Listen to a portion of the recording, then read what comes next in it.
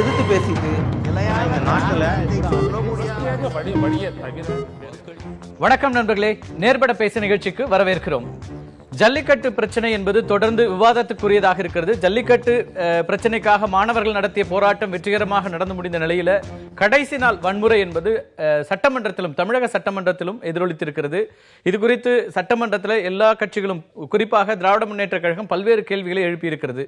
இன்றைக்கு சட்டமன்றத்தில் பேசிய எதிர்க்கட்சி தலைவரும் திராவிட முன்னேற்ற கழகத்தினுடைய செயல் தலைவருமான திரு ஸ்டாலின் 2-3 முக்கியமான குற்றச்சாட்டுகளை வைக்கிறார். ஒரு குற்றச்சாட்டு என்பது, தமிழக சட்டமன்றத்தில் முதலமைச்சர் ஓ பன்னீர்செல்வம் வைத்த இந்த ஜல்லிக்கட்டு தொடர்பாக அவர் விளக்கிய அந்த அவருடைய கூற்றுகளுக்கும் மயிலாப்பூர் இணை கமிஷனர் திரு பாலகிருஷ்ணன் பத்திரிகைகளுக்கு கொடுத்த, ஊடகங்களுக்கு கொடுத்த பேட்டிக்கும் இடையில நிறைய முரண்பட்ட கருத்துக்கள் இருக்கின்றன என்கிற ஒரு குற்றச்சாட்டை முன் வச்சிருக்கிறாரு.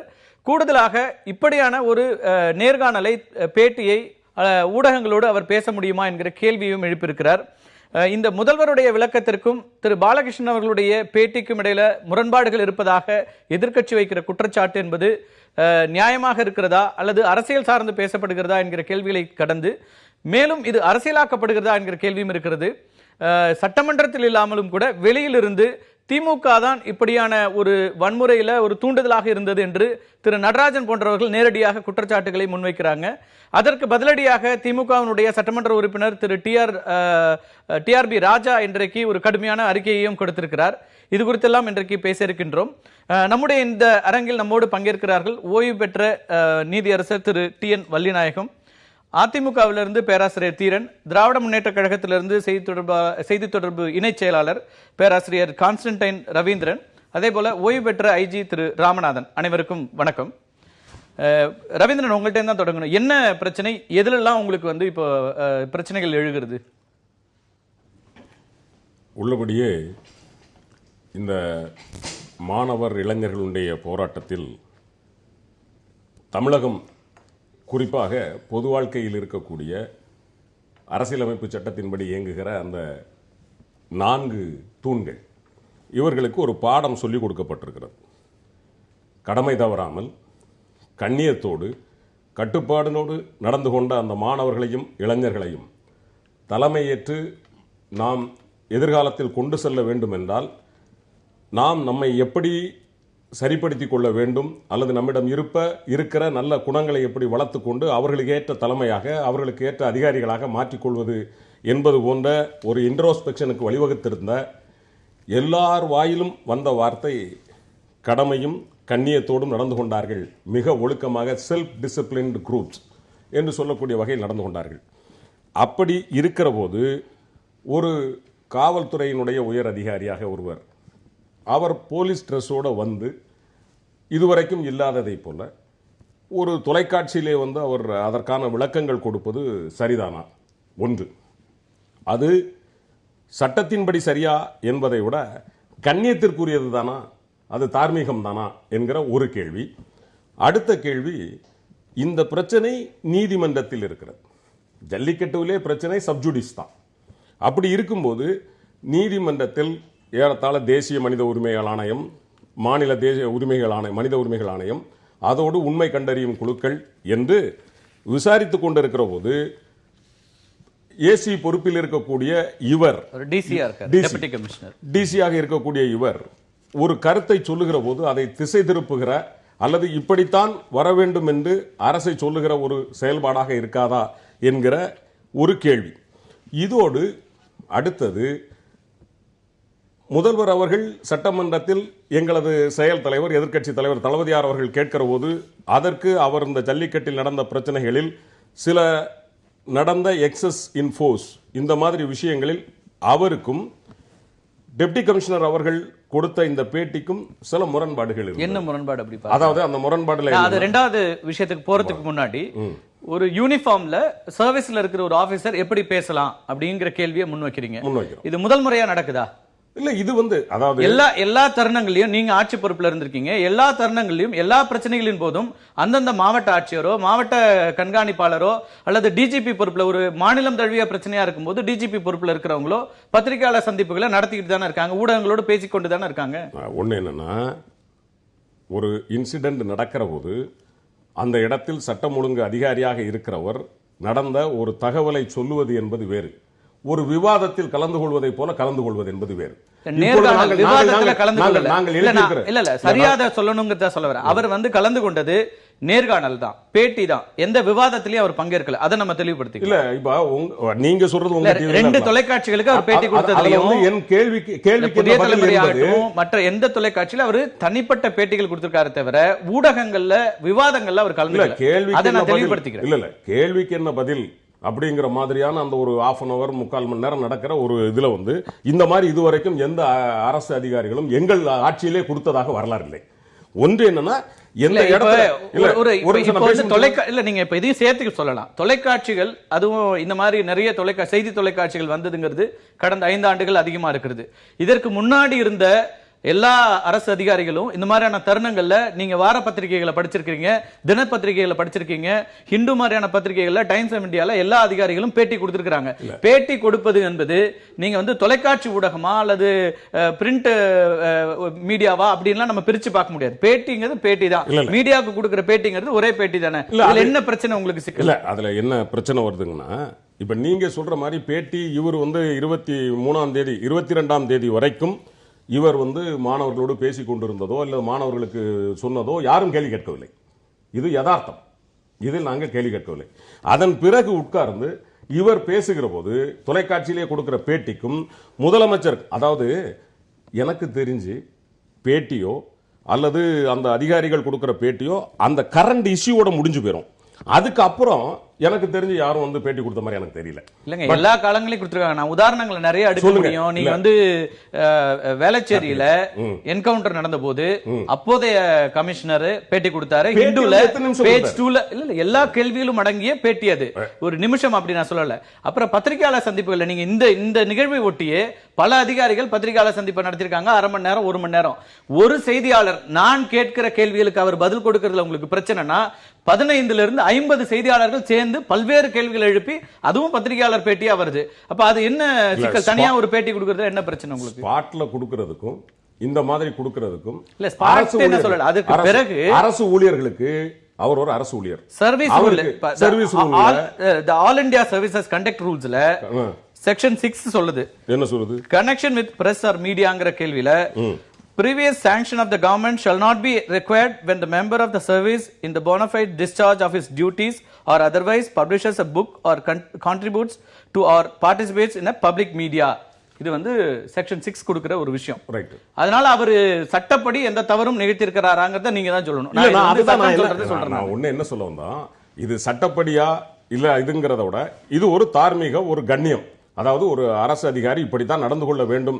அதாவது எழுதப்பட்ட நிறைய அதிகாரிகள் பேட்டி கொடுத்திருக்காங்க. தனிப்பட்ட பாலகிருஷ்ணனுடைய நோக்கி வர்றது என்னங்கிறது இந்த இஷ்யூலயே 3-4 அதிகாரிகள் பேசியிருக்கிறாங்க. சென்னையிலேயே பத்திரிகையாளர் சந்திப்புகள் நடந்திருக்குது.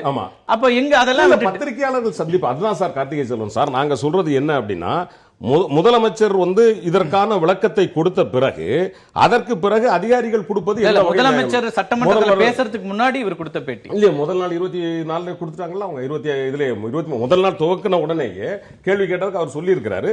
அந்த டிஃபரன்ஸ் ஆஃப் ஒப்பீனியன் வரும்போது நீங்க டிஃபரன்சஸ் ரைஸ் பண்ணுங்க. நான் அது மாற்று கருத்து இல்ல. இன்னொன்னு, இவர் சொல்வதற்கும் அவர் சொல்றதுக்கும் கருத்து முரண்பாடு இருக்கு, அல்லது இவர் நிறைய தகவல்களை உண்மைக்கு புறம்பா சொல்றாரு, அதெல்லாம் நீங்க ரைஸ் பண்ணலாம். ஆனா பேட்டி கொடுப்பதே ஒரு கொஸ்டினபிளா இருக்கா? நம்ம தொடர்ந்து பேசுவோம். எல்லாருக்கும் கேட்கிறேன்.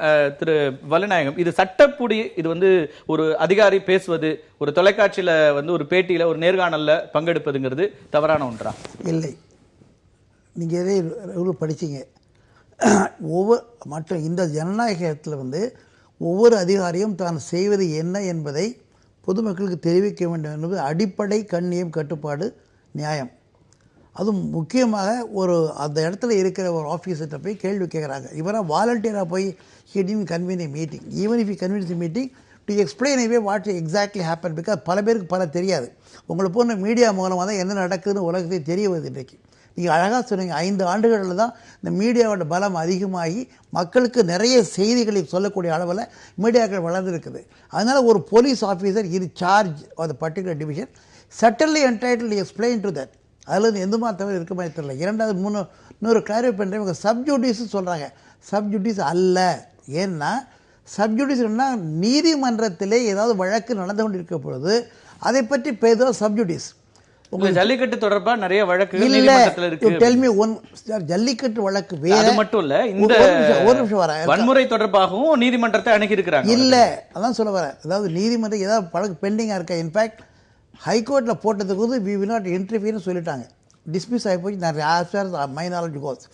இரண்டாவது வந்து ட்ரிபியூனல்ஸோ இன்னைக்கும் வழக்குகள் தொடுக்கப்பட்டிருக்கிறது. 30ஆம் தேதி இன்றைக்கு வந்து அது நீதிமன்றத்தில் இருக்கு. அவங்க என்ன சொல்றாங்கன்னா, ப்ளீஸ் அண்டர்ஸ்டாண்ட் ஒன் திங், அவங்க வந்து என்ன ப்ரேயர் பண்ணுறாங்க, ரிட்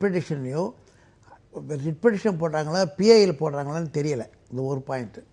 இப்படி இது பிஐஎல்னு சொன்னால் பப்ளிக் லிட்டிகேஷன் போகும்போது they want information, they want court to interfere and courts have been interfering in certain levels.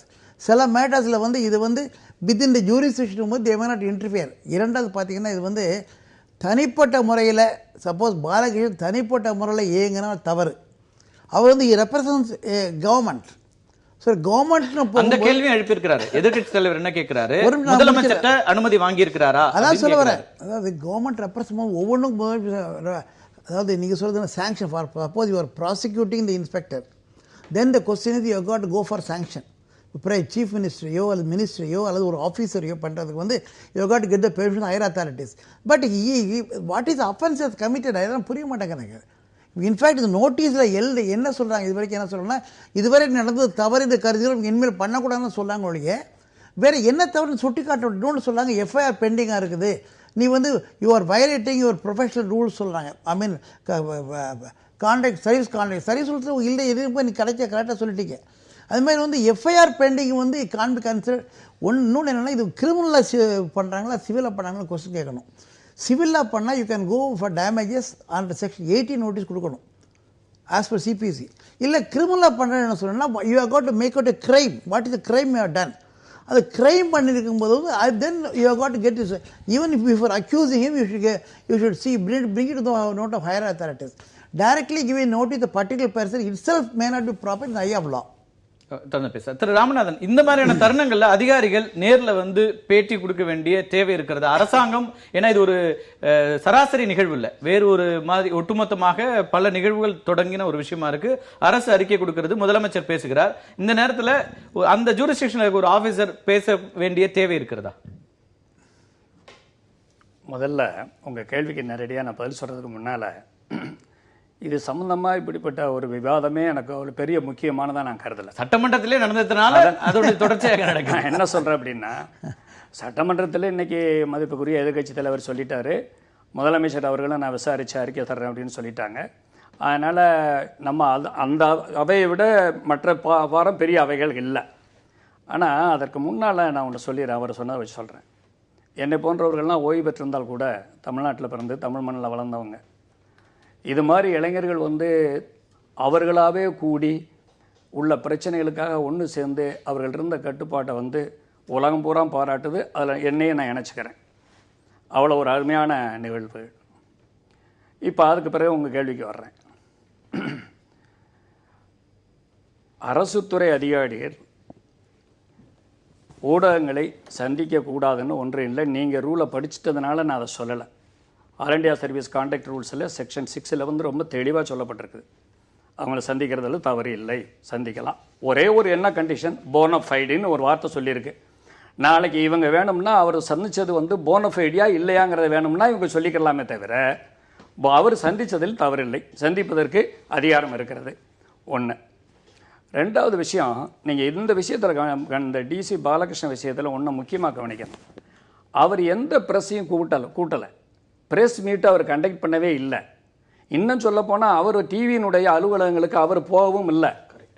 அவர் வந்து பேட்டி, நீங்கள் எடுத்த பேட்டி, அவர் அந்த மாணவர்கள் மத்தியில் இருக்கையிலே நீங்கள் எடுத்திருக்கிறீங்க பேட்டி. போராட்டம் நடந்த இடத்துல நீங்கள் பேட்டி எடுத்திருக்கிறீங்க. தந்தியில் எடுத்த பேட்டி வந்து அவர் அலுவலகத்தில் போய் அவர் அலுவலகத்தில் இருக்கையில் தான் பேட்டி எடுத்திருக்கிறாங்க.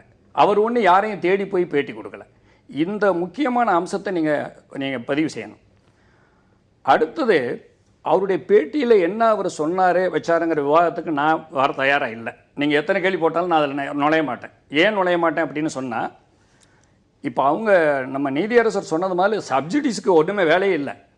எப்போ சப்ஜுடிஸ் ஆரம்பிக்கும்னா இந்த விசாரணையை முடிச்சு அவங்க வழக்கை தொடர்ந்து நீதிமன்றத்துக்கு வழக்கு போன பிறகு அதில் நம்ம பேசினா தான் வரும். இல்ல வழக்கமா இந்த மாதிரியான விஷயங்கள்ல அதிகாரிகள் எப்பவுமே மீடியாவை அவாய்ட் பண்ணுவாங்க. முதல்ல நீங்க அதிகாரியாக சொல்லிடுறேன். ஆனால் அதை கடந்து ஊடகங்கள்ல தொடர்ந்து பேசுவதன் மூலமாக இன்னைக்கு ஏற்பட்டிருக்கிற ஒரு ஒப்பீனியன், பப்ளிக் ஒப்பீனியனை மாத்துறதுக்கான ஒரு முயற்சி எடுக்கப்படுகிறதா அப்படிங்கறது அங்க கேள்வி நேரடியாக. ஏன்னா பல இடங்கள்ல இன்னைக்கு சமூக ஊடகங்களையும் சரி ஊடகங்களையும் வருகின்ற காட்சிகள்ல போலீஸ் உடையில இருக்கிறவங்களே தீ வைக்கிற சம்பவங்கள் நடப்பதையும் அதே போல வன்முறையில் ஈடுபடுற சம்பவங்களையும் பார்க்கும்போது மக்கள் மத்தியில மிகப்பெரிய அளவிற்கு அவநம்பிக்கை ஏற்பட்டிருக்கிற நேரத்துல அதை மாற்றுவதற்கான ஒரு முயற்சியாக இதெல்லாம் செய்யப்படுகிறதாங்கிறதா நேரடியா இருக்கு. நான் மறுபடியும் அந்த நிகழ்வு நடந்தலையோ அது நடந்தது உண்மையா இல்லையாங்கிற விவாதத்துக்கு நான் உள்ள நுழையலை. ஏன்னா விசாரணையில் இருக்குது, பல அங்கங்கள் விசாரிச்சுக்கிட்டு இருக்குது. விசாரணை அங்கங்கள்லாம் ஹியூமன் ரைட்ஸ் கமிஷன் முதற்கொண்டு எல்லாரும் விசாரிச்சுக்கிட்டு இருக்கிறதுனால அது நான் உள்ளே போக விரும்பலை.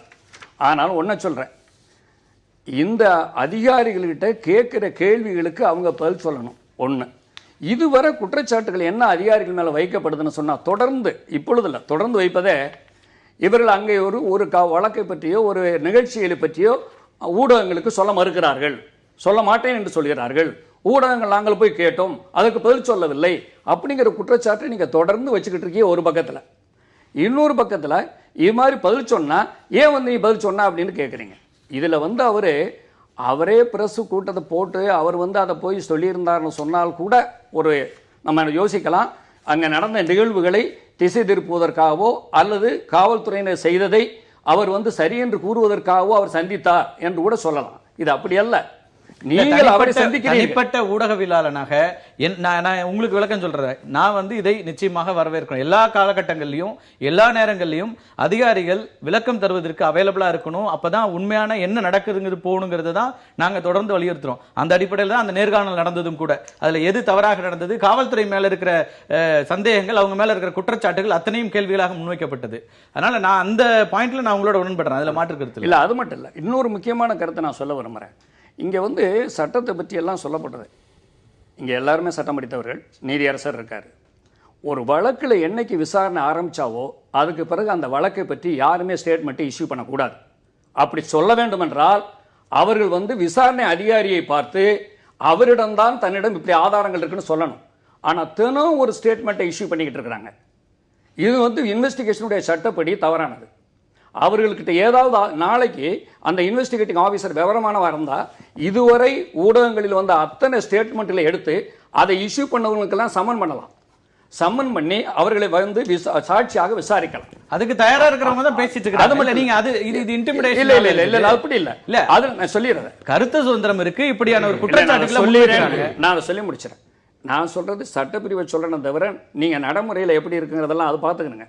சட்டத்தில் வந்து இந்த யாராரு ஸ்டேட்மெண்ட் சொன்னாங்களோ உங்க ஊடகங்கள் உட்பட இல்ல நேரடியாக இல்ல அது ரைட். நீங்க சட்டப்பிரிவுகளின் படி செயல்படுறதுல எந்த கேள்வியும் இல்ல.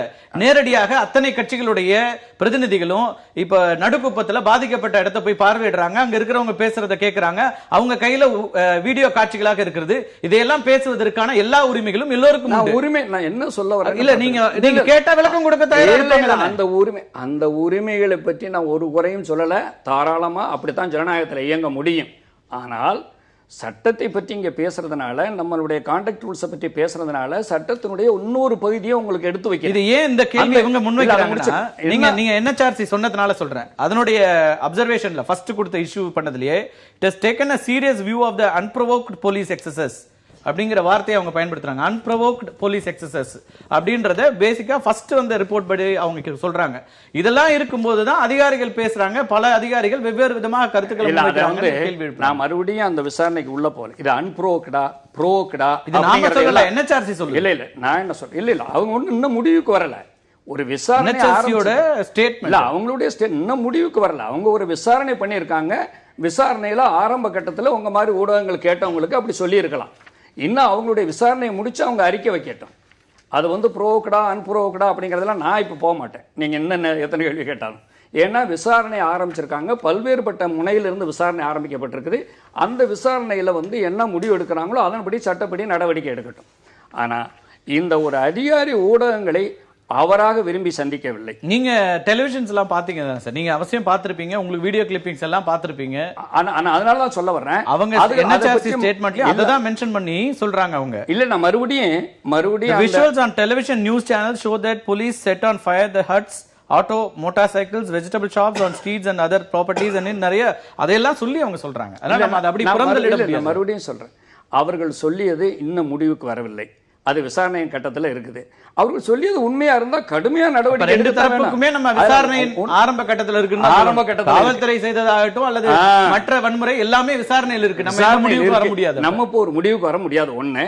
ரெண்டாவது, நாளைக்கு முடிவில் காவல்துறை அதிகாரிகள் எக்ஸஸாக செய்தவர்கள் நிரூபிக்கப்பட்டால் கடுமையான நடவடிக்கை உண்டு, எடுக்கப்பட்டிருக்கு. இதுவரைக்கும் என்ன நடவடிக்கை எடுக்கப்பட்டதுங்க தான் இங்க இருக்கிற கேள்வி. நீங்க ஒரு 20-30 ஆண்டுகள்ல பெரிதாக பேசப்பட்ட பல வழக்குகள்ல காவல்துறை மீது வைக்கப்பட்ட குற்றச்சாட்டுகள்ல எத்தனை அதிகாரிகள் மேல நீங்க இன்னைக்கு நடவடிக்கை எடுக்கப்பட்டிருக்கு? ஒரே ஒரு அதிகாரி சொல்லுங்க. அது அவ்வப்போது இந்த அரசை பார்த்து நீங்க கேட்கலாம். இந்த கேள்வி சிஸ்டம் மேல தான் கேள்வி. இந்த அரசு அந்த அரசு இல்ல, சிஸ்டம் அப்படிதானே இருக்கு. நான் எதுக்கு சொல்றேன், சிஸ்டத்துல நான் சொல்றேன், பல அதிகாரிகளை சஸ்பென்ஷன் பண்ணியிருக்கோம். பல அதிகாரிகள் இதுல எல்லாத்துமே ஊடகங்களுக்கு வராது. பல அதிகாரிகள் பிரைவேட் கேஸை ஃபேஸ் பண்ணியிருக்கிறாங்க. சில அதிகாரிகளுக்கு தண்டனை கொடுக்கப்பட்டிருக்கு. அதெல்லாம் நீங்க கண்டிப்பா செய்யப்பட்டிருக்குது. ஏன்னா இது நாங்களா மட்டும் விசாரிக்கிற விசாரணை இல்லை. நாளைக்கு நீதிமன்றத்துக்கு போகும்போது நீதிமன்றத்தில் ஸ்டிச்சஸ் பாஸ் பண்றாங்கன்னு வைங்க, அல்லது அதிகாரிகள் மேல குற்றச்சாட்டு நிரூபிக்கப்படுதுன்னு வைங்க, ஒன்னு கிரிமினல் கேஸ் அவங்க மேல ஃபைல் பண்ணுவாங்க, இல்லைன்னா கடுமையான துறை நடவடிக்கை எடுக்கப்படும். அதெல்லாம் ஒன்றும் சந்தேகமே இல்லை. இந்த மட்டும் நான் கேட்டுக்கிறேன். இந்த செக்ஷன் 6 பத்தி நம்ம பேசுனதுனால, சர்வீஸ் ரூல் செக்ஷன் 6 பத்தி சொல்லும்போது ஃபர்ஸ்ட் பேரா சொல்லுது இவர் பேசலாம் அப்படின்ட்டு. அடுத்ததா சொல்றாங்க provided that he shall observe the provisions of the rules and at all times make it clear that the views expressed are of his own and not those of the government. அவருடைய தனிப்பட்ட கருத்துக்களா தான் இருக்க முடியுமே தவிர அரசனுடைய கருத்தா இருக்க முடியாதுன்றாங்க. அப்ப அந்த இடத்துல ஒரு அதிகாரியா சொல்லும்போது ஒரு அதிகாரத்தினுடைய ஒரு சிஸ்டத்தினுடைய ரெப்ரசன்டேட்டிவ் தானே. அப்ப அது எப்படி புரிந்து கொள்ள பிரிச்சுக்கிறாங்க? Government is not represented by the single officer. Government is represented by the secretary. But the single officer is part of the government. இல்ல நான் சொல்லிறேன். Government is represented by the Home Secretary, not even by DGP. இங்க உள்ள ஒரு அதிகாரி அவர் ஸ்பாட்ல இருந்தவர், அவரை ஊடகங்கள் போய் பேட்டி காண்றாங்க, அதுக்கு அவர் பதில் சொல்றாரு. he is not representing the government. அதனால நான் அதுக்கு மேல போக விரும்பல. அதனால கவர்மெண்டினுடைய சீஃப் மினிஸ்டர் சொல்லக்கூடிய ஸ்டேட்மெண்ட்டுக்கும் இவருடைய ஸ்டேட்மெண்ட்டுக்கும் வித்தியாசங்கள் இருக்கலாம். ஏன்னா இவர் அதிகாரியா தனிப்பட்ட கருத்தை தான் பேசுறாரு, அரசுக்காக ரெப்ரசன்ட் பண்ணல. அது அரசு கருத்து தான் முக்கியம். அதுல தொடர்ந்து பேசுவோம். திரு தீரன், இந்த விஷயத்துல முரண்பட்ட கருத்துக்கள் அப்படிங்கிற நம்ம அவர் பேசுனது சரியா இல்லையாங்கிறதுலாம் நிறைய பேசிட்டோம். முதலமைச்சருடைய ஸ்டேட்மெண்ட்டுக்கும் திரு பாலகிருஷ்ணன் அவர்கள் சொல்ற ஸ்டேட்மெண்ட்டுக்கும் பல்வேறு விதங்கள்ல முரண்பட்ட கருத்துக்கள் இருக்கு. அப்படி ஒரு முரண்பட்ட, ஏன்னா அவர் தான் ஃபீல்ட் ஆபீசர், அந்த ஜூரிஸ்டிக்ஷன் ஆபீசர், அவர்கிட்டயே இப்ப கருத்து பெறாமல் அரசாங்கம் சொல்லிடுறதா அல்லது அரசு சொல்றதுல இருந்து இவர் மாறுபட்டு பேசுறாரா? பொதுவாக மாண்புமிகு இன்றைக்கு தமிழக முதலமைச்சராக இருக்கக்கூடிய OPS அவர்கள் சட்டமன்றத்திலே சொல்லுகிற கருத்து என்பது அவருக்கு கீழே இருக்கக்கூடிய காவல்துறை அதிகாரிகள் அவ்வப்பொழுது கொடுத்த அந்த அறிக்கைகளுடைய அடிப்படையிலே, தகவல்களுடைய அடிப்படையிலே, அவர்தான் உள்துறை அமைச்சரும் உள்துறையும் சேர்த்து பார்க்கக்கூடிய ஒரு, அதனால முதலமைச்சராக இருந்து அவர் பதில் சொல்லியிருக்கிறார். அதே போல காவல்துறை அதிகாரியாக அந்த ஜூரிடிக்ஷனில், அதாவது இந்த களப்போராட்டமானது நடைபெற்ற இடம் மயிலாப்பூர் அந்த டிசியினுடைய கண்ட்ரோலுக்கு உட்பட்ட பகுதி. 6 நாட்களாக காவல்துறை அதிகாரிகளும் அல்லது காவல்துறையை சார்ந்தவர்களும் மாணவர்களும் இளைஞர்களும் அவ்வளவு அந்யோன்யமாக ஒருவருக்கொருவர் பரஸ்பரமாக உதவி கொண்டும் அவர்களுக்கு தேவையானது இவர்கள் செய்து கொடுத்து கொண்டும், காவல்துறையை சார்ந்தவர்களுக்கு இவர்கள் உணவு கொடுப்பது, தண்ணீர், இப்படி ஒரு அமைதியான முறையிலே, உண்மையிலே இது உலகத்திலேயே இப்படி ஒரு போராட்டம் காந்திய காலத்திலே கூட நடைபெறவில்லை என்று சொல்லக்கூடிய அளவிற்கு மாணவர் சமுதாயம் எவ்வித தலைமையும் இல்லாமல், இந்திய எதிர்ப்பு போராட்டத்தில் கூட பார்த்தீங்கன்னாக்கா மாணவர் தலைவராக ரவிச்சந்திரன் இருந்தார், நாவலர் இருந்தார், செஞ்சி ராமச்சந்திரன் இருந்தார், இது மாதிரி பல தலைவர்கள் இருந்தார்கள். ஆனால் இந்த போராட்டத்தில் யாருமே தலைவர் இல்லை. அது மட்டுமல்ல, மிக மிக எச்சரிக்கையாக அந்த மாணவர்கள், இளைஞர்கள், அரசியல் கட்சியினர் இங்கே வர வேண்டாம், எந்த சினிமா இந்த பாப்புலரான ஆளுங்களும் இங்கே வர வேணாம், நாங்களே எங்கள் பிரச்சனை எங்கள் போராட்டத்தை பார்த்துக்கிறோம், நீங்கள் வெளியிலிருந்து உங்கள் ஆதரவை தெரிவித்தா போதும், அப்படி என்ற அடிப்படையில் தான் அவர்கள் நடந்து கொண்டார்கள். காவல்துறைக்கும் அங்க போராட்டத்தில் ஈடுபட்ட மாணவர்கள் இளைஞர்களுக்கும் அவ்வளவு நல்ல புரிதல் இருந்தது. 6 நாள் நல்ல அந்யோன்யமா இருந்தாங்க. அப்ப எங்க பல பிரயோகம் செய்ய வேண்டிய அவசியம் அதைத்தான் நான் இங்க சொல்ல வரேன். இந்த 6 நாளா சுமூகமாக நடந்த போராட்டமானது 7வது நாள் எப்படி விஸ்வரூபம் எடுக்கிறது என்பதை நான் உங்களுக்கு கொஞ்சம் சுருக்கமா சொல்லிடுறேன். அதாவது உடனடியாக முதலமைச்சர் முதல்ல வந்து பள்ளிக்கல்வித்துறை அமைச்சர் மாஃபா பாண்டியராஜன் அவர்களும் நம்முடைய மீன்வளத்துறை அமைச்சர் ஜெயக்குமார் அவர்களும் மாணவர்களை சந்திக்கிறாங்க. 18ஆம் தேதி அது 4 நாளைக்கு முன்னாடியே பேசினது. சந்திச்சு அதனுடைய அடிப்படையில தான் அவங்க நாளைக்கு முதலமைச்சர் டெல்லி போறாரு, பிரதமரை பார்க்க. அந்த மாணவர்களை சந்திச்சோன்றீங்கல்ல, எந்த தலைவரும் இல்லாத நடந்த போராட்டம்னா எந்த தலைவர்களை நீங்க சந்திச்சீங்கங்கிற கேள்வி வருதுல்ல. இல்ல, அங்கு இருந்த மாணவர்களுடைய பிரதிநிதிகளா கொஞ்சம் பேர் வந்தாங்க. அவங்களே ஒரு சில பேரை தங்களுக்குள்ள இது பண்ணி 2 அமைச்சர்கள் வந்திருக்கிறாங்க, அவங்க கிட்ட போய் நம்ம ரெப்ரசன்ட் பண்ணுங்கன்னு சொல்றதனுடைய அடிப்படையில் தான் அவங்க வந்தாங்க. ஒரு 25-30 பேர் சுத்தி நின்றுட்டு அவர்களை கேள்வி அதெல்லாம் பேசினாங்க. அதுக்கு பிறகு அவங்க கொடுத்த கோரிக்கைகள் அது வந்து முதலமைச்சர் வந்த உடனே இதுல தொடக்கத்துல இருந்து அந்த மதிப்பிற்குரிய வி பாலகிருஷ்ணன் ஐபிஎஸ் அந்த டிசி அவர்கள் மாணவர்கள்ட்ட சுமூகமா பேசிட்டு இருக்கிறார். அதே மாதிரிதான் முதலமைச்சர் போயிட்டு வந்த உடனே ஒரு அவசர சட்டமானது ஏற்றப்படுகிறது. அவசர சட்டம் என்பது நாடாளுமன்றமோ சட்டமன்றமோ நடக்காத காலத்துல ஏற்றப்படுவது அவசர சட்டம். இதெல்லாம் உங்களுக்கு தெரியும், எனக்கு தெரியும். அவர் அதிகாரி விளக்குனார். என்ன பிரச்சனைனா அதிகாரி தான் அரசாங்கத்தை ரெப்ரசன்ட் பண்றாங்க, அமைச்சர்கள் விளக்கிருக்கலாம், லீகல் இல்ல அவங்க நம்பக்கூடிய இடத்துல அதிகாரி வந்து அவருக்கு அந்த மாணவர்களோட இருந்த அந்த ஒரு நல்ல பாண்டிங் அடிப்படையில பேசினாரு. திரு பாலகிருஷ்ணனுடைய முயற்சிகளை யாரும் மறுக்க முடியாது. தொடர்ந்து அவர் வந்து அவங்களுக்கு விளக்க முயற்சி பண்ணார். இதெல்லாம் இருந்துச்சு. அவங்களுடைய கேள்விங்கிறது அவசர சட்டத்துக்கும் நிரந்தர சட்டத்துக்கும் இடையில இருக்கிற புரிதல் இல்லாம இருந்துச்சு. அதை விளக்கி இருக்க வேண்டிய இடத்துல அரசு தவறியதுதான் அடுத்தடுத்த கட்ட நிகழ்வுகளுக்கு முக்கியமான குற்றச்சாட்டு முற்றிலும் தவறானது. ஏன்னா அவர் டிசி அவர்களும் வந்து என்ன பண்றாங்க, இது மாதிரி காரணத்தெல்லாம் சொல்றாரு. நான் அந்த பேட்டியெல்லாம் பார்த்தேன். அவர் விடிகாலையில 3 மணிக்கு உட்கார்ந்து பேசினார். அதெல்லாம் நான் மறுக்கவே இல்லை. மாணவ பிரதிநிதிகள் சொன்னாரு, பேசினாரு, எல்லாம் பண்ணாரு. இல்ல சொல்லும்போது என்ன சொன்னாரு, அவசர சட்டம் வந்து சட்டமன்றம் நடக்காத நேரம்ன்றதுனால அவசர சட்டமா போடப்படுது. சென்ட்ரல் கவர்மெண்ட்டுடைய ஒப்புதலோட அவர்கள் 4 துறைகள், உள்துறையிலிருந்து சுற்றுச்சூழல் இப்ப என்ன தவறா போச்சு அப்படிங்கறதுல நிறைய நேரங்கள் நம்ம பேசியிருக்கோம். அதுதான் சொல்லி இல்ல பல கட்டங்கள்ல பல விவாதங்கள்ல என்னோட கேள்வி நேரம் இந்த இதெல்லாம் எல்லாருக்கும் தெரியும். என்னோட கேள்வி இந்த முரண்பட்ட கருத்துக்கள் எங்க வருது? முதலமைச்சருடைய ஸ்டேட்மெண்ட்டுக்கும் அதிகாரியுடைய ஸ்டேட்மெண்ட்டுக்கும் முரண்பட்ட கருத்துக்கள் ஏன் வருது? பல லட்சம் பேர்கள் போராட்டம் நடத்திய அந்த மெரினா கடற்கரையில, இளைஞர்களும் மாணவர்களுமாக நடத்திய மெரினா கடற்கரையில அந்த 22ஆம் தேதி இரவு பார்த்தீங்கன்னாக்கா சில ஆயிரம் பேர்கள் ஆயிட்டு. ஆக மற்றவர்கள் எல்லாம் வந்து கன்வின்ஸ் ஆகி ஒரு சட்டம், அவசர சட்டம் போடப்பட்டிருக்கிறது, இதை நீங்கள் ஏற்றுக்கொள்ள வேண்டும் என்று டிசி. நீங்க வந்து என்ன நடந்துச்சுன்னு சொல்லுங்க. நான் கேட்கறது இந்த முரண்பட்ட கருத்துக்கள் வர காரணம் என்ன? அந்த காரணம் என்னவென்று சொன்னால், அந்த மாணவர் சமுதாயமே அல்லது இளைஞர் சமுதாயமே விரும்பாத சக்திகள், அதாவது அரசியல் சக்திகள், அவர்கள் வந்து தனிப்பட்ட அமைப்புகளாக இருக்கலாம் அல்லது பெரிய அரசியல் கட்சியாக இருக்கலாம். அதுல வெளிப்படையாக சொல்றீங்க அப்படி அரசியல் கட்சிகள் ஓப்பனாவே இருக்க. நான் ஒரே ஒரு உதாரணம் சொல்றேன். இந்த மாணவர் போராட்டம் நடந்துட்டு இருக்கும்போது திமுக வந்து ரயில் மறியல் போராட்டம் நடத்தினாங்க. அது அமைதியா நடந்தா? ரயில் மறியல் நடத்துறதுக்கும் இங்க மாணவர் போராட்டத்துக்கு அன்னைக்குதான் மாணவர் போராட்டம் வெடிச்சுதா? அன்னைக்கு வன்முறை வெடிச்சுதா? இல்ல, அன்னைக்கு வன்முறை வெடிச்சுதா? இல்ல, எங்கேயுமே வன்முறை இல்ல. மாணவர் அவங்க 2 போராட்டம் நடத்துனாங்க அந்த நேரத்துல. எந்த இடத்துல வன்முறை வெடிச்சா? நான் வந்து சொல்றதுக்கு நீங்க அனுமதிக்கணும். நீங்க பேசுங்க. நீங்க பேசுறது அதுல என்ன சொல்றேன்னாக்கா, அன்றைக்கு வந்து அவர்கள் என்ன காரணத்துக்காக இந்த மாதிரிலாம் செஞ்சாங்க தெரியுமா? மாணவர் போராட்டம் ரொம்ப அமைதியா நடக்குது, நாம எதிர்பார்த்த மாதிரி ஒரு பிரச்சனை வரல. உங்களுக்கு ஏற்கனவே தெரியும், தமிழ்நாடு அரசுக்கு இந்த என்னது ஜல்லிக்கட்டு உச்சநீதிமன்ற தடையை மீறி நீங்க நடத்தினீங்கன்னா தமிழ்நாடு அரசாங்கத்தையே கலைக்க வேண்டி இருக்குன்றலாம் ஒரு எச்சரிக்கை விடுறாரு சுப்பிரமணிய சாமி. அப்ப இப்படிப்பட்ட ஒரு சூழ்நிலையில இந்த சக்தி நீங்க குற்றச்சாட்டு வைக்கிறீங்க. இல்ல, சுப்பிரமணிய சாமி இதுக்கான முயற்சி இல்ல இல்ல திமுக எடுத்து யார சொல்ல வரீங்க? நீங்க எல்லாரும் சேர்ந்துதான் இந்த ஆட்சியின் மீது ஒரு களங்கத்தை ஏற்படுத்த வேண்டும் என்பதற்காக திட்டமிட்டே என்ன செய்தார்? உங்களுக்கு கேட்க வேண்டியது அடுத்த கட்டமா நான் பேச வேண்டியிருக்கு திரு தீரன். இதுதான் பேச இது முடியல, இன்னும் முடியல. இது ஒரு முடியல. இதுதான் தொடக்கப்புள்ளி. என் கேள்வி போலீஸ் ஸ்டேஷன்ல இது என்ன பாம்பு, இந்த பெட்ரோல் பாம்பு அடிக்கிறாங்க. உங்களுக்கு அந்த காவல் நிலையத்தில் இருந்த ஜன்னலை உடைச்சு அந்த பெண் காவலர்கள் எல்லாம் வெளியில கொண்டு வராங்க, காயத்தோட கொண்டு வராங்க. அப்போ ஒரு போலீஸ் ஸ்டேஷனே வந்து தாக்கக்கூடிய அளவிற்கு யார் செய்வார்கள்? யார் செய்வாங்க? தேர்தல் பாதை, திருடர் பாதை, இது வந்து ஜனநாயகம், பண்டிகைகளுடைய பாராளுமன்றம், இப்படி எல்லாம் பேசக்கூடிய குரூப் இங்க இருக்கக்கூடிய வந்து எதிர்பார்த்த அளவிற்கு வந்து மாணவர் போராட்டம் வன்முறையாக செல்லவில்லை. எக்ஸ்ட்ரீமிஸ்ட் பண்றாங்கன்றீங்க. அது ஓகே. இப்ப நீங்க புதுசா சொல்ல வந்தீங்கல்ல, அரசியல் கட்சிகளை சொல்றீங்க, திமுக, பாரதிய ஜனதா கட்சின்னு எல்லாரையும் சொல்ல வரீங்க.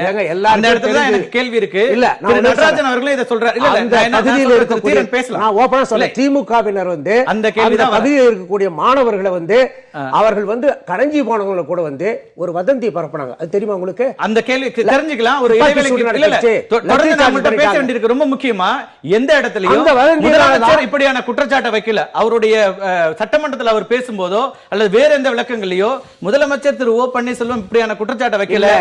நீங்கள் வைக்கிறீங்க, திரு நடராஜன் வைக்கிறாரு. என்ன அடிப்படையில் வருது? தொடர்ந்து பேசுவோம். ஒரு சின்ன பிரேக்கு பிறகு நான் இந்த கேள்வி உங்களுக்கு முன் வச்சிருக்கிறேன். இடைவேளைக்கு பிறகு தொடர்ந்து பேசுவோம். இடைவேளைக்கு முன்னாடி உங்கள்கிட்ட எழுப்பப்பட்ட கேள்விதான். இந்த பிரச்சனை எப்போ வடிவெடுக்குதுன்றதுக்காக நான் சொல்ல வந்தேன். அங்கே முதலமைச்சருடைய அவசர சட்டத்தை பற்றிலாம் விளக்கம் சொல்லி பல மாணவர்கள் பல லட்சமாக இருந்தவங்க வந்து சில ஆயிரமாக குறைஞ்சிட்டாங்க. அப்போ ஏற்றுக்கொள்ளாத நேரத்தில் சில தேவையில்லாத ஸ்லோகங்கள், குடியரசு தினத்தில் கருப்பு கொடி ஏந்துவோம், குடியரசு தினம் நடத்தணும், 26ஆம் தேதி இங்கே நடத்தணும், அதுக்கு முன்னாடி பேரட்லாம் நடத்தணும். அந்த ஜூரிடிக்ஷனில் இருக்கிறவர் டிசி பாலகிருஷ்ணன் அவர்கள். அப்படி இருக்கும் பொழுது ஒரு அரசு வந்து காவல் சட்டம் ஒழுங்கை பாதுகாக்க தவறிவிட்டது அந்த குற்றச்சாட்டு எதிர்கட்சிகள் தான் வைப்பாங்க. ஒரு உதாரணத்துக்காக சொல்கிறேன். இது எப்படி போகும் என்று எதிர்பார்த்தார் என்றால் 96-2001 நான் சட்டமன்ற உறுப்பினராக இருக்கேன். அப்போ வந்து கோவையில் வந்து மதக்கலவரம் நடைபெற்றது. அந்த செல்வராஜ் என்ற காவல்துறையர் கொல்லப்பட்ட பிற்பாடு நடந்ததே வந்து பார்த்திங்கன்னா எவ்வளோ பெரிய துப்பாக்கிச்சூடு, எவ்வளோ பேர் மேலே வந்து வழக்கு போட்டாங்க. போலீஸ் கெடுபடி கிட்டத்தட்ட வந்து ஏறத்தாழ ஒரு 7 ஆண்டு அந்த ஆட்சியில் இருந்த அவங்க காலத்திலலாம் பார்த்தீங்கன்னாக்கா சோதனை என்ற பெயரில் அந்த இஸ்லாமிய சிறுபான்மையின மக்கள் வந்து மிகவும் பாதிக்கப்பட்டார். அப்படிலாம் இங்கே எதுவுமே நடக்கலை. நீங்க பாத்தீங்கன்னா இன்னைக்கு உங்க கூட்டணி கட்சியினுடைய சட்டமன்ற உறுப்பினர் வேதனையோட ஒரு விஷயத்தை பதிவு பண்றாரு.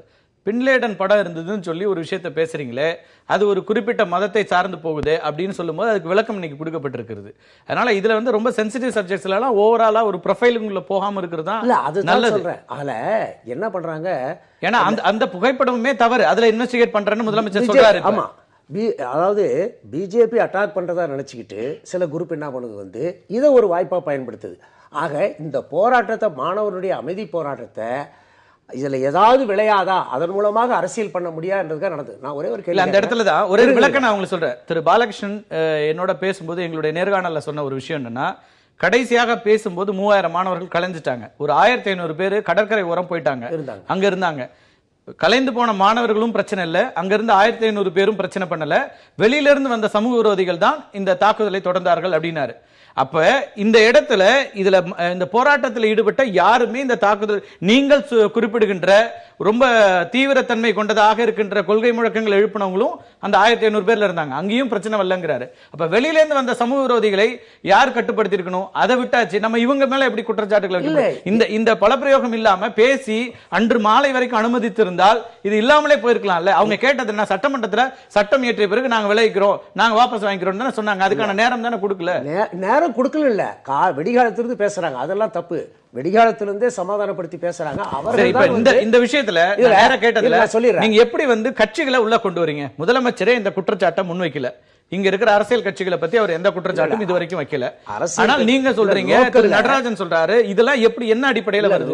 அவருக்கு கிடைக்காத இன்டெலிஜென்ஸ் இன்புட் உங்கள்கிட்ட இருக்கா? இல்ல, லோக்கல் நான் அந்த ஏரியாவுக்கு நான் போயிருந்தேன். அந்த நேரத்துல அங்க இருக்கக்கூடிய உங்களுக்கு எல்லாருமே வந்து நான் குற்றச்சாட்ட விரும்பல. ஆனால் அந்த பகுதியில் இருந்தவர்கள் என்ன செய்யறாங்க, இந்த தவறான வதந்தி, துப்பாக்கி சூடு பண்ணிட்டாங்க, லத்தி சார்ஜ் பண்றாங்க, ஒரு கர்ப்பிணி பெண் வந்து இதுவாயிட்டாங்க, இப்படிப்பட்ட வதந்திகள்லாம் ஏராளமாக பரவுகிற பொழுது உடனடியாக என்ன செய்கிறார்கள்? இதில் எப்பொழுதும் இந்திய எதிர்ப்பு போராட்டத்தில் அப்படிதான் நடந்தது.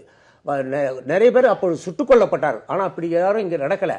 அதை ஒரு வாய்ப்பாக பயன்படுத்தி கொண்டு இப்படிப்பட்ட தேவையில்லாத சக்திகள் எல்லாம் அங்கே நுழைஞ்சு எல்லாருமே பேண்ட் சட்டை போட்டு வரான். யார் என்னன்னு மாணவர்னு சொல்றதா இளைஞர்னு சொல்றது யாருன்னு அவன் ஏதோ அமைதியாக போவான்னு பார்த்தாங்க. ஆனால் அவன் போய் ஐசோஸ் போலீஸ் ஸ்டேஷனில் வந்து பெட்ரோல் பாம்பு போட்டு கொளுத்துறான்.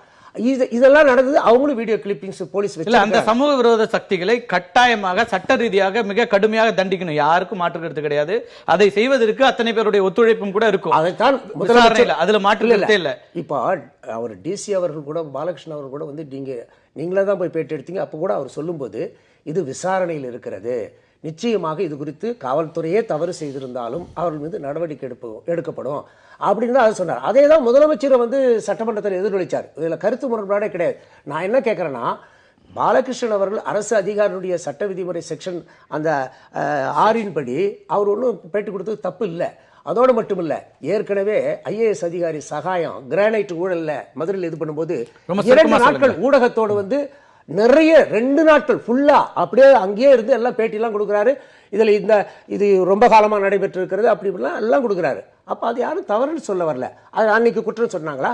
அதே போல உமாசங்கர் என்ற ஐஏஎஸ் அதிகாரி வந்து அவருடைய பர்சனல் அந்த அவருடைய பணி சம்பந்தமாக வந்த பிரச்சனைக்கு ஓப்பனா வந்து பத்திரிகையாளருக்கு ஸ்டேட்மெண்ட் கொடுக்குறாரு. அது மட்டும் இல்ல, இதுலயே வந்து என்ன சொல்லியிருக்கிறாரு, திருச்சியினுடைய உங்களுக்கு நன்றி சொன்ன திரு ராம்மோகன் ராவ் வெளிப்படையா அவருடைய பிரச்சனைக்கு மத்திய மாநில அரசுகளை நேரடியா குற்றம் சாட்டி இருக்கிறாரு.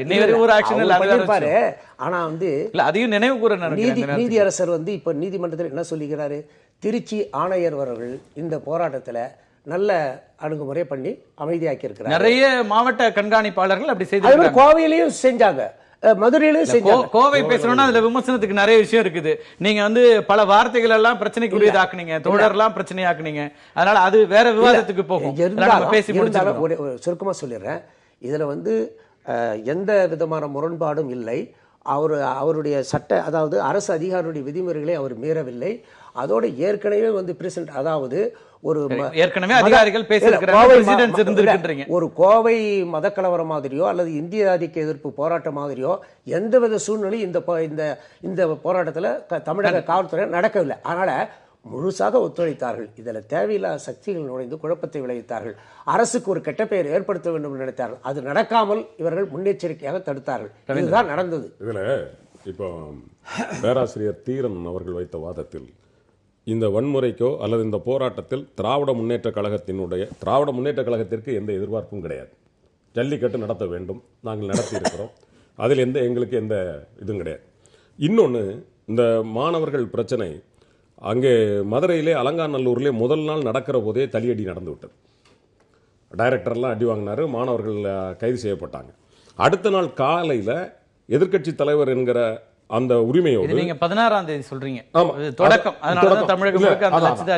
அந்த நேரத்தில் கொண்டு போய் டிஜிபிட்ட ஆபீஸ்ல கொண்டு போய் கொடுக்குறாரு. இந்த மாதிரி இது ஒரு கலாச்சாரம் பண்பாடு, இதுக்காக போராடினவங்களை நீங்க இந்த மாதிரி பண்ணிருக்க வேண்டாம், அதனுடைய மாணவர்களை விடுவீங்க, அவங்க மீது எந்த வழக்கம் வேண்டாம் அப்படின்னு சொல்லி லெட்டர் கொடுக்குறாரு. கொடுத்துட்டு அவர் வர்றாரு. வரும்போது சொல்றாங்க மெரினா பீச்சில் மாணவர்கள் போராட்டம் நடத்துறாங்க. மாணவர்கள் போறாரு. போயிட்டு ஏங்க நான் இப்பதான் இந்த மாதிரி இது கலாச்சாரத்துக்கானது, மாணவர்கள் இந்த மாதிரி துன்புறுத்தக்கூடாது சொல்லிட்டேன் அப்படின்னு சொல்லி இவர் விளக்கம் சொல்றாரு. சொல்லும் போது நாங்க அரசு கட்சிகள் எதுவும் வேண்டாம் நாங்க விரும்புறோம். உடனே தளபதி உங்களுக்கு வாழ்த்துக்கள் சொல்லிட்டு வந்துட்டாரே தவிர எந்த இடத்திலும் இந்த மாணவர்கள் இந்த இளைஞர்களினுடைய இந்த எழுச்சியை, அதனால் கிடைத்த இந்த வெற்றியை எக்ஸ்ப்ளாய்ட் பண்ண வேண்டும் என்கிற எண்ணம் எங்களுக்கு கிடையாது. இப்பொழுது புதிதாக 1-2 பேர் அங்கங்கே இருக்கிறவர்கள், ஈவன் முதலமைச்சர் கூட, அந்த அதிகாரிகள் கூட இன்றைக்கு வரைக்கும் திராவிட முன்னேற்ற கழகத்தை எந்த இடத்திலும் இழுக்கவில்லை. ஆனால் சில பேர் ஆங்காங்கே இப்பொழுது திமுகவை உள்ளே இழுக்கிறார்கள் என்று சொன்னால் பரவலாக பார்க்கப்படுகிற விஷயம், அனைத்து இந்திய அண்ணா திராவிட முன்னேற்ற கழகத்தில் இருக்கக்கூடிய 2 பவர் சென்டர்களுக்கு இடையிலான கருத்தொற்றுமை இல்லாத நிலைமையும், ஒன்றை ஒன்று ஓவர்டேக் பண்ணுவதற்காக ஒருத்தரை ஒருத்தர் தாக்கி கொண்டிருக்கிறார்களோ அல்லது அதற்கு சாதகமாக வேறு விஷயங்களை அவர்கள் பயன்படுத்திக் கொள்கிறார்களோ என்ற எண்ணம் தான் ஏற்படுகிறதே தவிர இதில் எந்த இடத்திலும் திராவிட முன்னேற்ற கழகம் மாணவர்களுடைய பிரச்சனையில் தூண்டவும் இல்லை. இன்னொன்றும் சொல்லுகிறேன், ரயில் மறியல் கூட அவர் என்ன சொன்னார், மாணவர்கள் பிரச்சனைக்கு ஆதரவாகத்தான் நாங்கள் இங்கே நடத்தினோமே ஒழிய அங்கு கூட ஒரு இடத்திலும் ஒரு சின்ன அசம்பாவிதம் கிடையாது. ஊடகங்களே வந்தது, சென்ட்ரல் ஸ்டேஷன்ல இவங்க பண்ண இதெல்லாம் ஊடகத்திலே நீ அன்னைக்கு பேப்பர் எடுத்து சொல்லிடுறேன். அதாவது நான் திமுக தலைமை சொல்லிதான் நடந்துன்னு சொல்ல வரல. இந்த வதந்திகளை பரப்பின உடனே அந்த பகுதியில இருந்த கட்சிக்காரர்கள் எல்லாம் என்ன பண்ணாங்க, காவல்துறை விசாரணையில சொல்லிருப்பாங்க. வரும் நீங்க ஒன்னா பாருங்க, இது முழு இன்வெஸ்டிகேஷன் வருகிற பொழுது அந்த பகுதியை சார்ந்தவர்கள் கட்சிக்காரர்களும் கலந்துக்கிட்டாங்க, பொதுமக்களும் துப்பாக்கி சூடு பண்ணிட்டாங்க, தடியடி நடத்திட்டாங்க. இதெல்லாம் சொல்லும் பொழுது அங்க என்ன ஆயிடுச்சுன்னா ஒரு பீதியை கிளப்பிட்டாங்க. அதனுடைய விளைவாகத்தான் இது கலவரமா வெடிக்குது. அதனால நான் திமுக தலைமை சொல்லிதான் நடந்து சொல்லவில்லை. பகுதியில் இருக்கக்கூடியவர்கள் அந்த பகுதி மக்களுக்கு ஒரு பாதுகாப்பு தர வேண்டும் என்பதற்காக அவங்க அந்த மக்களோட சேர்ந்து இதுவாயிட்டாங்க. இதுதான் நடந்தது. அரசு விசாரணை இல்ல, நேரம் ரொம்ப குறைவா இருக்கு. அரசு விசாரணை நடக்கிற நேரத்தில் இப்படி ஒரு அதிகாரி பேசுறதுங்கிறது விசாரணையின் போக்கை மாத்திடும் அப்படிங்கிறது தான் ஒரு பார்வை. இல்லைங்க, ரொம்ப தவறான கருத்து. உதாரணம் சொல்லணும், let us take small case. ஒரு பெயில் கொடுக்குறாங்க, பெயில் கொடுக்கும்போது அப்போஸ் பண்ண என்ன பண்ணா, இவங்க போனால் சாட்சிகளை விசாரித்து விடுவான் கலைச்சிடுவாங்க சொல்லுவாங்க. ஆனால் அவர் சாட்சிகளை விசாரிக்க முடியும். என்ன ஏற்கனவே ஸ்டேட்மெண்ட் பெக்கராக இருக்குது. இது மாதிரி அரசு விசாரணைக்கு இதுக்கு சம்பந்தம் இல்லை. இவர் தன்னுடைய அவர் சொல்லக்கூடிய கருத்து வந்து எப்படி கோர்ட்டில் போய் ரெக்கார்ட் ஆகுதா, இல்லை இவர் சொல்றத ஒன்றும் ஆக போதா? நீதியரசர் அவர்களிடம் ஒரே ஒரு நேரம் ரொம்ப ஒரே ஒரு கிளாரிபிகேஷன் இல்ல. இதுவரைக்கும் ஐயா ஒரு போலீஸ் இன்வெஸ்டிகேஷன்ல கூட இன்னொருத்தங்க வந்து அந்த விசாரணையை பத்தி தலையிடுறது இல்ல. பல நேரங்கள்ல எல்லா நேரங்களிலும் பேசி சார், அதாவது எஃப்ஐஆர் ஃபைல் பண்ணிருக்காங்க ஒழிய அது சம்பந்த விசாரணை இது வரைக்கும் தொடங்கவில்லை. தொடங்க எனக்கு தெரியல. ஆஸ் பர் யுவர் ரிப்போர்ட் அது தொடங்காத போது, தொடங்குவதற்கு முன்னாலேயே இவர் சொல்லதான் என்ன இப்போ என்ன சொன்னார் அவர்? நீங்கள் சொன்ன மாதிரி ஊடக கேட்டீர்கள் பதில் சொன்னார். எந்த வகையில் அது விசாரணையை தடத்தில் இருக்க முடியும்? You got go to the facts of the case. சட்டம் என்பது ஃபேக்டின் அடிப்படையில் உருவாக முடியும். ஃபேக்டின் அடிப்படையில் சட்டம் உருவாவதில்லை. இவர் அதிகாரிங்கிற முறையில் தன்னுடைய ஸ்டேட்மெண்ட் சொல்கிறார். இதனால் பார்த்தவன் மாறிடுவானோ அல்லது தன்னை காப்பாற்றணும் இல்லையே. ஏன்னா அரசனுடைய நிலைமை இன்றைக்கு என்ன சொல்கிறாங்கன்னா, நாங்கள் விசாரணை நடத்துகிறோம், தவறு என்று கண்டால் நிச்சயமா தண்டிக்கிறவங்க பொறுப்பு ஏற்றிருக்கிறாங்க. இல்ல சீருடையில போய் ஊடகங்களுக்கு பேசலாமா அப்படின்றாங்க. நீங்க சீருடை இப்ப நீங்க இந்த உடையில வந்திருக்கிறீங்க, அவர் ஆபீஸ்ல தானே போய் பேசிக்கிறீங்க. ஒரு நிமிஷம், சீருடையில பேசுவது தவறு என்று நான் எதுவும் சொல்ல மாட்டேன். என்ன காரணம்னா, even judge with coat and gown chief justice வராது. சில நேரம் சாதாரண சில நேரத்தில் மீட்டிங் போகும்போது சுப்ரீம் கோர்ட் ஜட்ஜ் வரும்போது he may come in his dress, அந்த ஒரு வியூ எடுக்கிறீங்க. அதனால he is not a judge at that time. Please understand that. He is not performing his duty as a constable or as a DSP at that time. He is only trained. Yes, so transparency is important in a democracy. என்ன நடக்குது? I agree with you. அந்த point நாம வந்து ஏற்கறோம். இந்த டிரான்ஸ்பரன்சிக்கு இவர் சொல்றாரு. அது சொல்ற முறையில தவறு இருக்கலாம், அது சொல்ற முறையோட விளைவு தவறா இருக்கலாம். ஆனா அவர் படுத்தவங்க சும்மா போனஃபைட் இருக்கிற வரைக்கும் எந்த மாதிரி தவறு அந்த போனஃபைட்ங்கிறது நான் எது கேக்குறேன்னா, டிரான்ஸ்பரன்சி தான் ஒன்லைனர். நான் என்னோட நமக்கு உடன்பாடு பிரஷர் எனக்கு என்னன்னா டிரான்ஸ்பரன்சி. நான் என்ன சொல்றேன், ரெண்டு தரப்பு இதுல குற்றச்சாட்டுகள் இருக்கு. ஒரு தரப்புல நீங்க எல்லாம் பேசுறீங்க, அதையும் நம்ம சொல்றோம். அதே போல அங்க என்ன நடந்துச்சுன்னு அவர் சொல்றாரு, இதையும் சொல்ல வேண்டிய அவசியம். ஒரே ஒரு விஷயம் என்னன்னா சார், இதில் the police department is also accused. அதுதான் பிரச்சனை. அவங்க மேல குற்றச்சாட்டு இருக்கும்போது அவங்க அந்த குற்றச்சாட்டுகள் அவர் தரப்பு விஷயங்களை சொல்றாரு. அவர் முழுமையா வீடியோ காட்சிகள் இருக்குங்க, இது எப்படி நீங்க நியாயப்படுத்துறீங்கன்ற கேள்வியை நம்ம நேரா வைக்கிறோம். அவர் சொல்றாரு டிரான்ஸ்பரன்ஸாவே முடிச்சிருவோம். ஒரு காவல்துறை அதிகாரி யூனிஃபார்ம்ல உட்கார்ந்து பேசும்போது இவர் அரசின் பிரதிநிதியாக பேசப்படவில்லை, இவர் சாதாரணமாக தனி மனிதனாகத்தான் பேசுகிறார். மயிலாப்பூர் டிசியா அவர் பேசுறதுல நீங்க ஒரு எதிர்கட்சி இல்ல, நீங்க வந்து இப்ப நீங்க கருத்து சுதந்திரம் இல்ல டிரான்ஸ்பரன்சி பத்தி பேசுற ஒரு விஷயத்துல எல்லா நாட்களையும் நம்ம தொடர்ந்து சொல்லிட்டு இருக்கிறது என்னன்னா, அரசு அதிகாரிகள் அணுகக்கூடியவர்களாக இருக்கணும், அவங்க கிட்ட நம்ம வந்து இருக்கிற கேள்விகளை எழுப்புறதுக்கு அவங்க பேசணும் அப்படின்னு நம்ம சொல்றோம். அப்ப அந்த விஷயங்களை நேரடியா கேள்வி கேட்கிறோம், அதுக்கு அவர் பதில் சொல்றாரு. அந்த பதில் உங்களுக்கு ஏற்புடையதா இருக்குதா, அதுல முரண்பாடுகள் இருக்குதா, அல்லது அந்த அதுவே கூட ஒரு சாட்சியமா உங்களுக்கு வரல. ஒரு மணி நேரம் பேட்டியில் அவர் சொல்ற கருத்துல இருந்து நீங்க எடுத்துட்டு போக முடியல. 100% டிரான்ஸ்பரன்சி அப்படிங்கறத நம்ம ஒத்துக்கிறோம் சார், அதுல மாற்று கருத்தே கிடையாது. அதாவது இதுல போலீஸ் தரப்பும் வந்து ஒரு இதுல இருக்கிறதுனால அவர் சொல்ற ரொம்ப கோவை மதக்கலவரத்துல கலைஞர் நான் அப்ப எம்எல்ஏ இருக்கிறேன், சட்டமன்றத்திலே சொன்னார், எல்லாருமே வந்து கமிஷனர் உட்பட அத்தனை பேரை வந்து நீங்க பதவி நீக்கணும் செய்யணும் சொல்லும்போது அப்ப சொன்னாரு, சட்டம் ஒழுங்கை பாதுகாக்க வேண்டியது மாநில அரசாங்கத்தினுடைய கடமை, அதைத்தான் அங்கே கமிஷனர் செஞ்சிருக்கிறாரு. இதில் வந்து சிறுபான்மை மக்கள் பாதிக்கப்படுறாங்கன்னு சொல்கிறீங்க, ஆனால் அந்த தரப்புலையும் பாதிக்கப்பட்டிருக்கிறாங்க இந்துக்கள் தரப்புலையும் அப்படின்னு இதெல்லாம் வந்து விளக்கம் சொன்னாங்க. இது ஆனால் அந்த மாதிரிலாம் இதில் எந்த இன்சிடென்ட்டும் நடக்கல. தலைவர் கலைஞர் சொல்லும் போது அவர் எடுத்த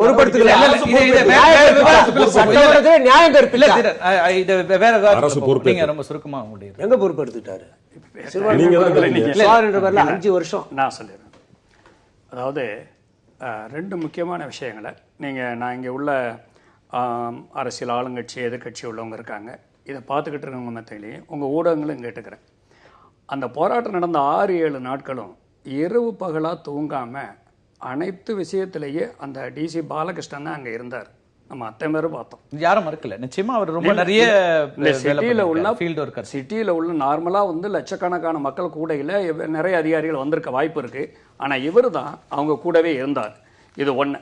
நீங்கள் வந்து அவர் மேலே குற்றச்சாட்டு வைக்கிறதுக்கெல்லாம் விசாரணையில் பார்த்துக்கலாம். இது ஒன்று இருந்தார். உங்களுக்கு நான் இந்த ஊடகம் மூலமாக சொல்லக்கூடாது, அவருடைய மனைவி வந்து நிறமாத கர்ப்பிணி. அப்படி இருந்தும் கூட அவர் இரவு பகலாக வந்து அங்கே இருந்தார். இதை உங்களுடைய பார்வைக்கு நான் கொண்டுகிட்டு வர்றது காரணம் அனுதாபம் தேடி அல்ல. அவர் கடமையை வந்து அவ்வளவு செம்மையை செஞ்சவர். அவர் தேடி போன ஊடகங்களுக்கு அவர் பதில் சொல்லியிருக்கிறார். அவர் கொடுத்துருக்கிற பதில்களில் வந்து அவர் சொன்னதுனால விசாரணையில் வந்து இவர் சொன்னதை எல்லாத்தையும் ஏற்றுக்கிற போகிறது கிடையாது. அது விசாரணையை வந்து அந்த அளவுக்கு வந்து மாற்றி அமைக்கக்கூடிய வல்லமையும் பெற்றது அல்ல. அப்படியெல்லாம் எல்லா நேரத்தில் நடந்திருக்குது. இப்போ நான் இதை விட்டு இறுதியாக என்னுடைய கருத்தை இறுதியாக தானே சொல்லுங்கள். இறுதியாக என்னுடைய கருத்தை நான் சொல்ல விரும்புகிறதே, இதுவரை நான் ஓய்வு பெற்றவனாக இருக்கலாம், காவல்துறையில் இருந்திருக்கலாம். நானும் 10 வயசில் காந்தி காலத்தில் கருவுற்று பெரியார் அண்ணார் காலத்தில் பிறந்து வளர்ந்தவன். அதற்காக 10 வயசுலேருந்து கொடி பிடிச்சவன். இந்த சென்னையில் அனைத்து கல்லூரியினுடைய செயலாளராக இருந்து இந்தியர் போராட்டத்தில் தீவிரமாக நடந்து முதலாக கைது செய்யப்பட்டவன். ஆனால் நான் வந்து தலைமையை விரும்பலை, யாருக்கிட்டையும் போகலை, அதை பிரபலப்படுத்திக்கிற விரும்பாதவன். நான் வந்து செயலாளர் இருக்கும் பொழுது தான் அவர் சொன்ன செஞ்சி ராமச்சந்திரன் பொருளாளராக இருந்தார்.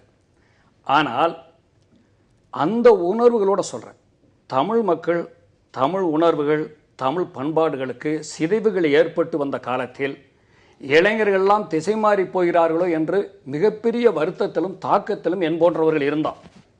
அது எல்லாத்தையும் பொய்யாக்கி அனைத்து இளைஞர்களும் யாருடைய தலைமையும் இல்லாமல் யார் தலைமையும் எங்களுக்கு வேண்டாம் என்று சொல்லிவிட்டு இன்று கூடி வந்து மிகப்பெரிய ஒரு ஒரு எழுச்சியை நிரூபித்திருக்கிறார்கள். அந்த எழுச்சி உலகம் பூரா பாராட்டப்படுகின்ற இந்த நேரத்தில் அந்த எழுச்சியின் பின்னணியிலே நடந்த வேண்டத்தகாத விரும்பத்தகாத சம்பவங்களை வைத்துக்கொண்டு அதனுடைய முக்கியத்துவத்தை யாரும் குறைத்து விட வேண்டாம், யாரும் அந்த முக்கியத்துவத்தை குறைத்து விட வேண்டாம் என்று நான் இதை வந்து ஒரு தனி மனிதனாகவும் என்னை போன்ற ஓய்வு பெற்ற அதிகாரிகளினுடைய சார்பாகவும் மதிப்புமிக்க எதிர்க்கட்சி தலைவருக்கும் மாண்புமிக்க முதலமைச்சர்களுக்கும் வேண்டுகோளா வைத்து அவர்கள் ஏற்படுத்தியிருக்கிற இந்த எழுச்சியை அடுத்த கட்டத்திற்கு எடுத்து செல்வதற்கு நீங்கள் இருவரும் இணைந்து செயல்பட வேண்டும் என்று கேட்டுக்கொண்டு, அத்துடன் இப்ப அண்மை காலத்தில் இருக்கக்கூடிய மிகப்பெரிய ஒரு அரசியல் நாகரிகம் எதிர்க்கட்சி தலைவரும் முதலமைச்சர் அவர்களும் இணைந்து செயல்படக்கூடிய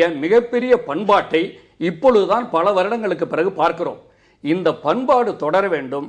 அவர்கள் இளைஞர்கள் ஏற்படுத்திய அந்த எழுச்சியை அடுத்த கட்டத்திற்கு கொண்டு செல்வதற்கு அறிவு பெருமக்கள் அனைவரும் ஒத்துழைக்க வேண்டும் என்று கேட்டு, இந்த எழுச்சியை எந்த விவாதமும் குறைத்து விட வேண்டாம் என்ற வேண்டுகோளோட நான் முடித்து. நிச்சயமா எல்லா விவாதங்களையும் அந்த எழுச்சியை நம்ம வந்து முழுமையாக ரெகக்னைஸ் பண்றோம். அது தொடர்ந்து இருக்கிறது. ஏன்னா அடுத்தடுத்த கட்டங்கள் அவங்க சில ஈவென்ட்ஸ் பிளான் பண்ணும்போது கூட அதே சமூக ஊடகங்கள்ல அதற்கும் ஆயிரக்கணக்கில் லட்சக்கணக்கானவர்கள் ஆதரவு தெரிவித்து நாங்க மற்ற பிரச்சனைகளுக்கும் வரோம்னு சொல்றாங்க. அதனால இந்த கடைசியா நடந்து முடிந்த அந்த துரதிருஷ்டவசமான அல்லது விரும்பத்தகாத இந்த வன்முறையினால அவங்க எந்த இடத்துலயும் சோர்வடைஞ்சல அடுத்த கட்டமா ரொம்ப வலிமையோட கருத்து தீர்க்கமா இருக்கிறாங்க. ஒரு 10% அந்த நிகழ்வை மட்டும் வைத்துக்கொண்டு நீண்ட விவாதங்களை அடிக்கடி அதிகமாக பண்ணி கொண்டு போகலாம். எங்களுடைய கவலையும் ஏன்னா தொடர்ந்து சமூக விரோதிகள், தேச விரோதிகள் இப்படி எல்லாம் சொல்லி அந்த எழுச்சியை, அந்த போராட்டத்தை நம்ம கொச்சப்படுத்திட கூடாதுங்கிறதா எங்களுடைய வேண்டுகோள். சந்திக்கலாம். வந்திருக்க அனைவரும் நன்றி, வணக்கம்.